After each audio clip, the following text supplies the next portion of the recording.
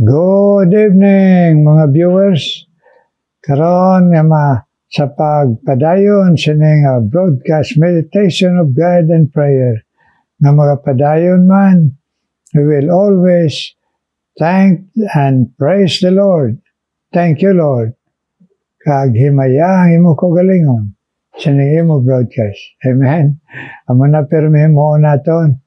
Kag dason aton daing kantahon ang aton theme song In Times Like This.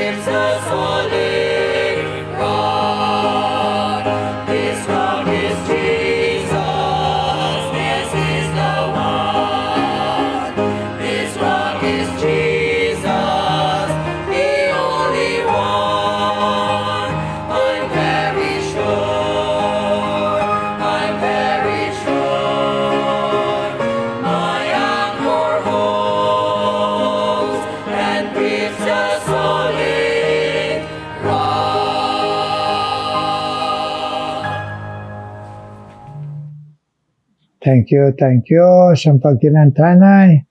Abay pa impress na sa Ginoo sa atong tipuson. Nga very sure kita kag in times like this, we always need Jesus. Amen, mga viewers. Karon, hatag kita pribileyo kay Pastor Rayhon Baldemore, ang missionary pastor sa Bangaklan na mag-share sa aton sa pulong sa Ginoo sining Domingo sa gabi. Good evening sa tanan, sa aton gid nga mga viewers, listeners, and followers sa sining programa aton nga Meditation of God and Prayer by Reverend Rudy Escobar. Salamat sa Ginoo and Merry Christmas to all of you, no?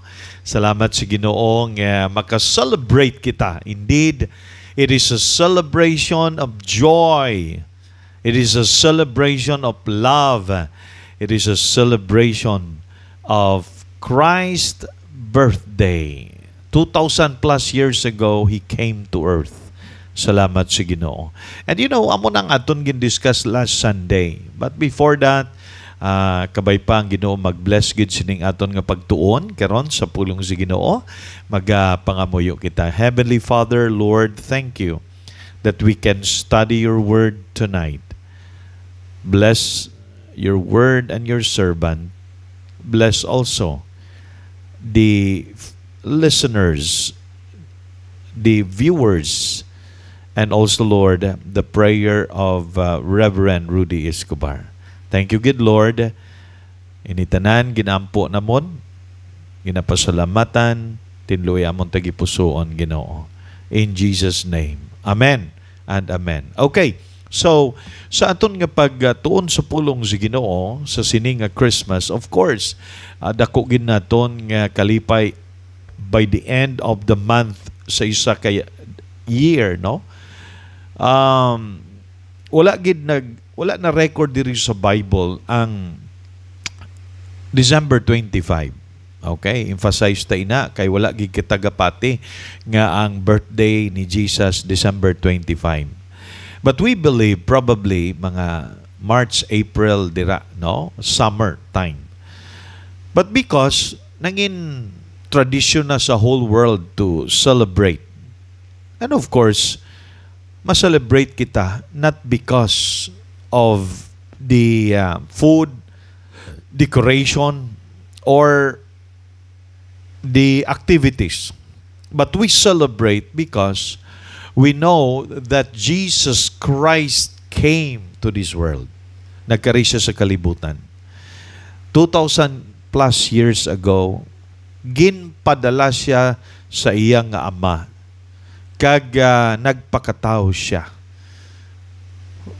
Fully human being. Amo nang ginhambal sa John chapter 1 verse 14. Kag naghambal dira, and the Word, the Lord Jesus Christ, amo ning gintukoy diri sa sining verse, no? And the Word became flesh and dwelt among us. See? He became flesh. He is a God in heaven. He exists already in heaven. And nagkari siya diri sa kalibutan, kag nagsuklob siya sang tawhanon nga kahimtangan. Became flesh and dwelt among us. And we have seen the people during the time nga nagkari si Jesus Christ, nakita nila in their naked eye. Nakita nila gid sa ilang mga mata. Kag nalantaw nila, even gani si Thomas, the disciple, nag-uyat gid sa kilid ni Jesus kag sa mga kamot ni Jesus. Ang agi bala sang lansang, agin lansang sa cross. So, but hambalon, he is fully human being. Kag naka-experience siya kung anong na-experience sa mga tao diri sa kalibutan, nabalaan niya kag kung ano nga sitwasyon sa iya kabuhi. So, he became flesh and dwelt among us, and we beheld his glory, the glory of the only begotten Son of God, full of grace and truth. Sa aton pa, when we say, he dwelt among us, nagpuyo siya, nagupod gid siya sa mga tao. No wonder that the Lord Jesus Christ is with Mary and Joseph, na ginhalad nila si Joseph dito sa temple. Sang nagdako na si Kristo Jesus, he went to the temple and talked to the Pharisee when he was 12 years old. Grabe kaalam, no? Kag he talks about the kingdom of his Father in heaven. Now, sa share siya sa pulong sa Ginoo, nag-grow siya in stature. Okay? His presence among the people, nabatyagan gid sa mga tao because pagka 30 years old niya, dito, nag-minister siya. Pagka 30 years old niya, crucify siya dito sa cross sa Kalbaryo. And after he was risen from the dead, mga 3 years padayon iya nga pagtudlo, and then he ascended into heaven. Hasta lang siya gali 33 years old diri sa kalibutan. What I'm saying is, ang ginhambal diri sa pulong sa Ginoo, he dwelt among us, meaning ang word nga term nga dwelt na interpret naton gid ina nga his presence or God's presence among his people. Ang iya experience sa mga upod niya, mga tao, no? Kag dako ina nga proof nga si Jesus Christ batsyag gid kung anong ginabatsyag man naton bilang isa ka normal nga tao. In fact, the Lord Jesus Christ experienced, natulog siya, nakapoy siya, nagutom siya, nagibi siya, nagbatsyag siya, kasakit sa iya kaugalingon. If you remember the time that He was crucified, no? Naglakat siya, halin sa syudad, pakadto sa Golgotha, the place of the grave, the skull, no? Tawag nila. Kag ina nga place, dito siya ginlansang sa krus para sa aton nga mga kasalanan. So, sa kamatuuran sina, nagambal ang pulong si Ginoo, He is full of grace and truth. When we say full of grace, because through Him, through the Lord Jesus Christ, ang iya pagpalansang sa krus sa Kalbaryo kag pagkabanhaw niya, ginhimo niya ato para ma-fulfill ang hambal sa aton Ama dito sa langit. Through the prophets nga gin-prophesy, gintagna, kag na-fulfill, natuman ina. Salamat sa Ginoo. When God promises, He will always fulfill that promise. So, ang grace nga ginahambal dira, nga bisan kita nga makasasala, hindi ta deserve kay makasasala kita. Pero ginpanginmat yan, gihapon niya kita dito sa krus sa Kalbaryo. Ginhalad niya, tugyan niya iya kabuhi. He submitted Himself to that cross, the death of the cross, because He wants to redeem you. He wants to forgive you. He wants to save you and me. Amo nang tuyo gid si Ginoo. So mga inigugma, makita naton dire, no? Sa sining aton nga pag-celebrate, makita naton ang isa ka story, no? Gusto na kon ma-emphasize ini. Kaya the last time wala nato na take up ini. The humble shepherds nga basahon na kon anay, no? Luke chapter 2 verse 15 to 20. And it came to pass as the angels were gone away from them into heaven, the shepherds said one to another, Let us now go even unto Bethlehem, and see this thing which is come to pass, which the Lord hath made known unto us. Now, ang mga shepherds are the first people nga ginsugiran sa mga anghel. Kag sa pagsugid sa mga anghel sa ila, siling nila, tuod gid ini. Kag gusto namon ini nga kadtuan ang ginhambal sa amon sa mga anghel. And they came with haste, kag ginpangita tuod nila, they are seeking. Okay? They are seeking and they found it. Kanami, no, kay ang tao balang nga nagapangita gid, maabot gid ang tion nga masapwan niya. So, hearing that, they believe in their hearts. And after that, nga nag-believe sila, they seek, ginpangita nila. And when they found the Mary and Joseph, siling pa sa pulong si Ginoo, and they came with haste and found Mary and Joseph and the babe lying in a manger. So nakita nila si Joseph kag si Mary, kag ang baby nga si Jesus lying in a manger. Dito pa sa manger, siguro probably mga pila pa lang ni ka hours, okay, nga nataw si Jesus Christ. Sang nakita nila si Jesus Christ, okay, lying in a manger, they were so joyful. Grabe ang kalipay nila. And when they had seen it, they made known abroad the saying which was told them concerning this child. So, ang natabo, sang nakita nila And probably, sang nakita nila, they rejoice. Grabe gid ila kalipay.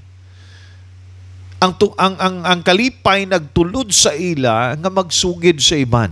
Kay ti after nga nakita nila, naghalin sila kag panugid sila kundiin sila magkadto sa mga masugat nila, going back sa ilang ginabantayan nga mga sheep, going back, no? Sa nagalakat sila, may mga nasugata sila nga mga tao, and they shared the news. Ha?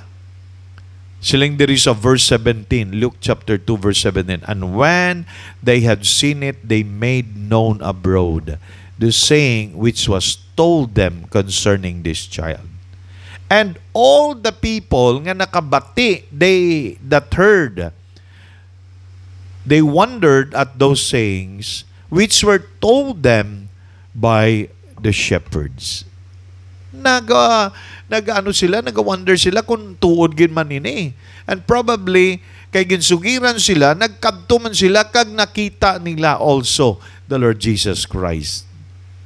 Verse 20, and the shepherds return, nagbalik na sila sa ilang mga karnero.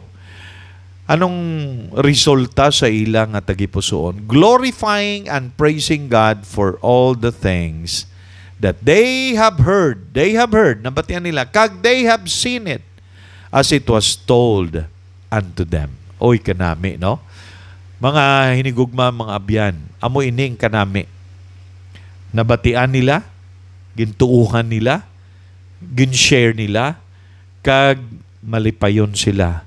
Nagkalipay sila kay nabalaan nila nga tuod gid ang ginhambal sa pulong sa Ginoo. Wow, wonderful.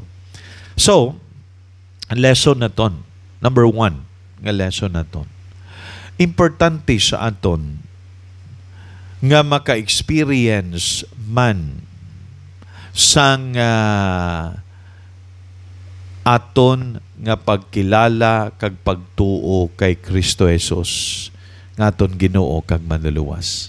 Karon, kung ara na siya sa imo, kag nakilala mo, kag dabaton mo, kag gintuuhan mo si Ginoong Jesus, may kabuhi kang wala sing katapusan. May relasyon ka na sa Ginoo, kag anak ka na sa Ginoo. Titungod sina, may ara ka responsibility to share the Lord Jesus Christ to others. Hindi lang i-keep nimo ang imo pagkilala sa Ginoo. Isugid mo man. Because when you share the Lord Jesus Christ to others, kung imo isugid si Kristo Jesus sa iban, you know ang outcome sina, ang resulta sina is there is joy in your heart. See? Rejoice and praising God. They rejoice and praise God sa inang experience nila. Kung ikaw man karon naka-experience ang relasyon sa Ginoo, isugid mo gid sa iban. Especially sini nga Christmas. May mga tipon-tipon ang panimalay. Friends, naga-connect ikaw. Sugiri sila sang dako nga regalo nga si Kristo Jesus nga gina-celebrate naton sa sini nga Christmas. Amen? May God bless His Word into our hearts. Kabay pa nga kada isa sa aton nga nagapamati karon, ara ang kalipay sa aton tagipusoon nga masugid naton ang aton na experience nga si Kristo Jesus nga aton Ginoo kag manluluwas sa aton nga kabuhi. Amen. Merry Christmas, and let us pray. Heavenly Father, thank you so much, Lord, sa imo pulong. Kabay pa ini mag-bless gid sa amon mga tagipusoon.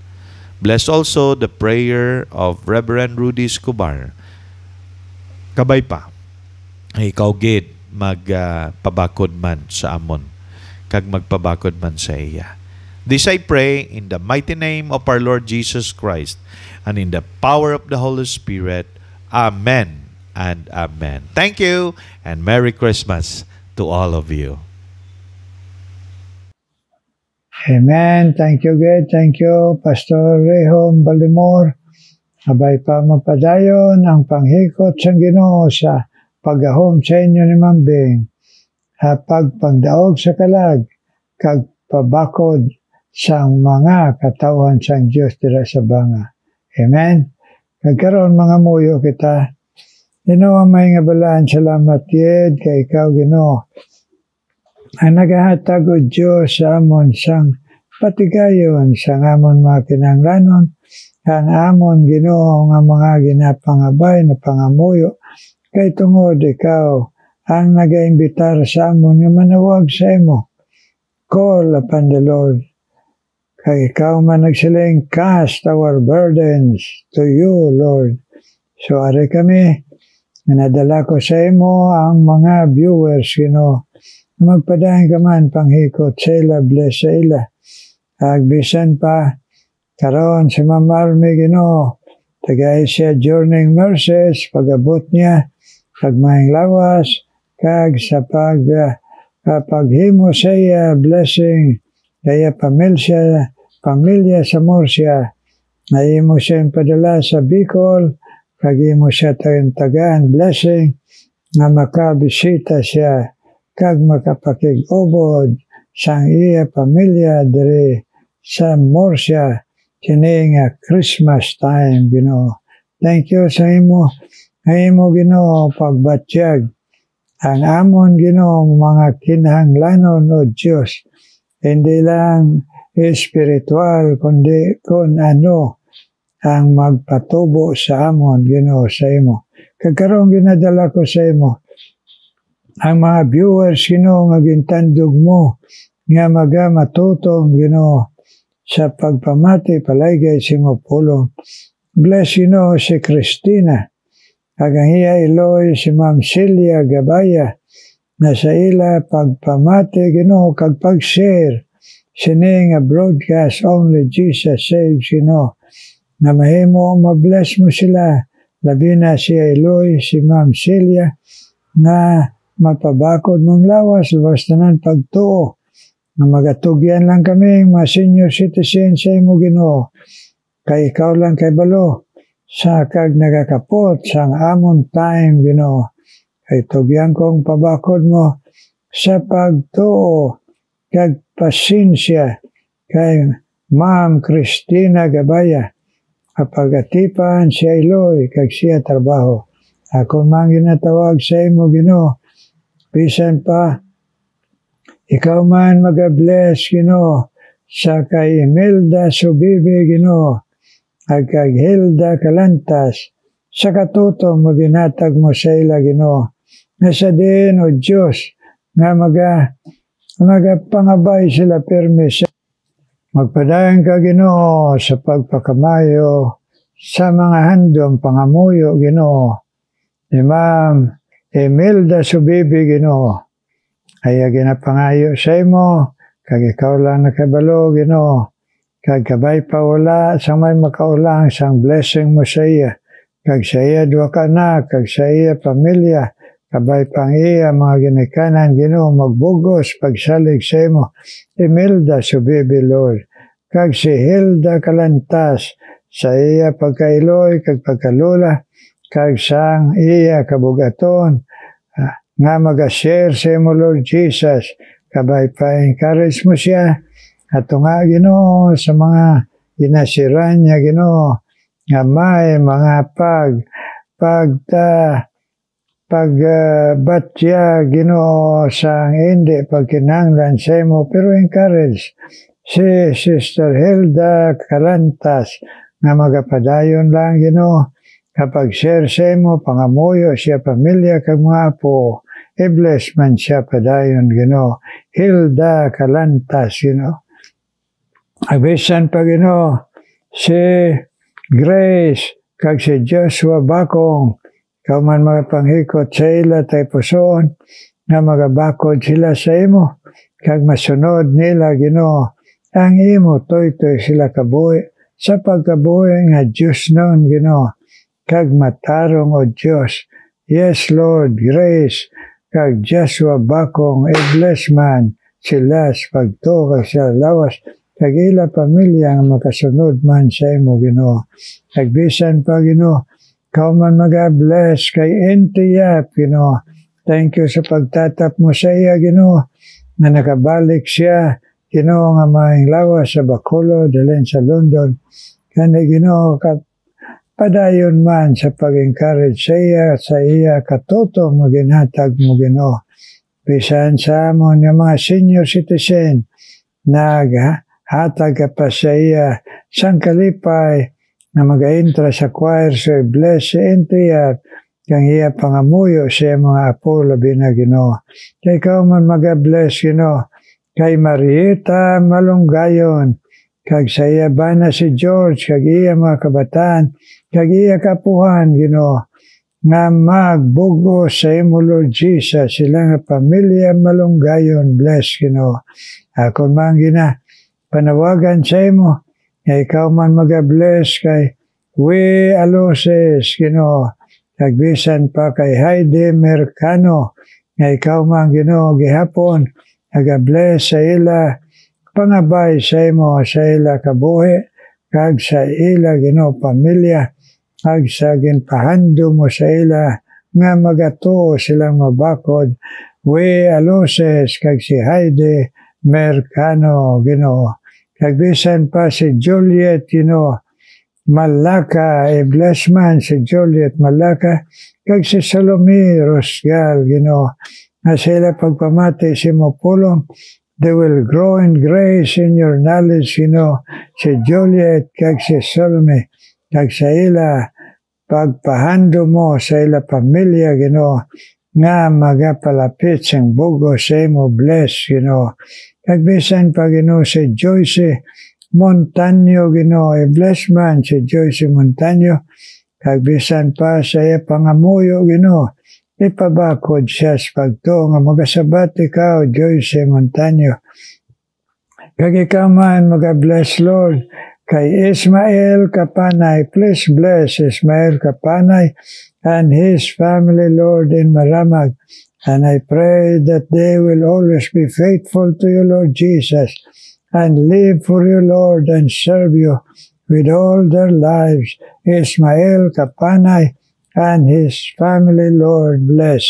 Kagakon man panawagan sa imo ikaw man magapadayon Ginoo kapag tando Ginoo sa tagipuson ni Mariby Castillo kag Dolores Reyes kag Ann Magsusi Ginoo ay ila pagpamati si mo pulo nga magabako dahil ila pagto magasadya sa ila pagalagad sa imo kag pangamuyo sila pamilya Ann Magsusi Dolores Reyes kag Mariby Castillo please bless man Ginoo kag kami malagad mo kag tanan viewers all over the world. Please Lord bless us Lord this Christmas season na mabatyagan namon Ginoo ang pinaka pagpasalamat namon sa imo Ginoo nga ikaw Ginoo ang Diyos nga nagpakatao naghatag sa amon libreng kaluwasan kag pagtatap. Thank you good Lord. Amon man ikaw pasalamatan sa imo Ginoo pagbulig sa operasyon Ginoo ni Beulah de Oca.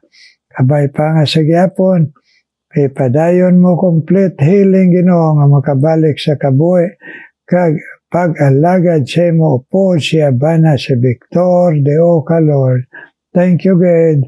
Amon na ni madala sa imo Ginoo trono nga bugay. Ipatuo lang kami na ikaw magasabat sa amon in your time, in your power, and in your wisdom. In Jesus' name I pray. Amen, amen, amen.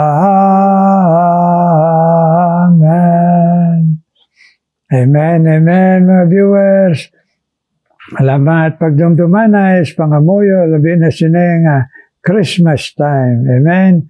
Kagkamo nga mga malwan, God bless you man sa tunga sa mga kapigaduhon na natandog kag nagpagamit kamo sa Ginoo sa kaalwan.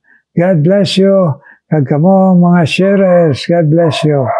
Karon mamati kita special number.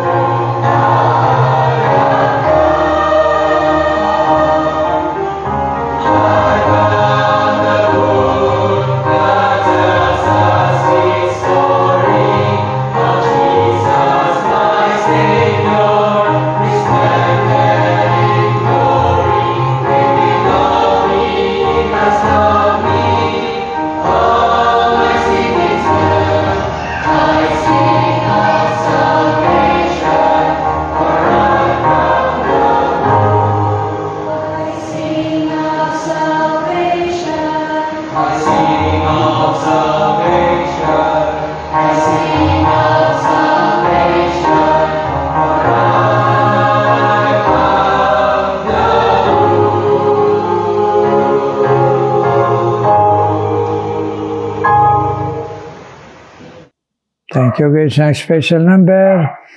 Abay pa mag-bless sa inyo. Sa imo ang Ginoo sa inyo paggamit sinang inyo nga tingog. Amen.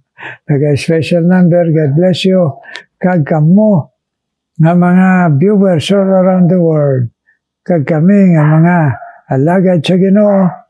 Abi na nagapasalamat kami nga tatap nemo Ginoo si Brother Aldrin sa pagpauli niya gikan abroad sa iya pamilya si Iloilo nga maayong lawas kag mabakod pagtuo. Thank you my viewers. God bless you this Christmas time. This Christmas time. God bless all of us.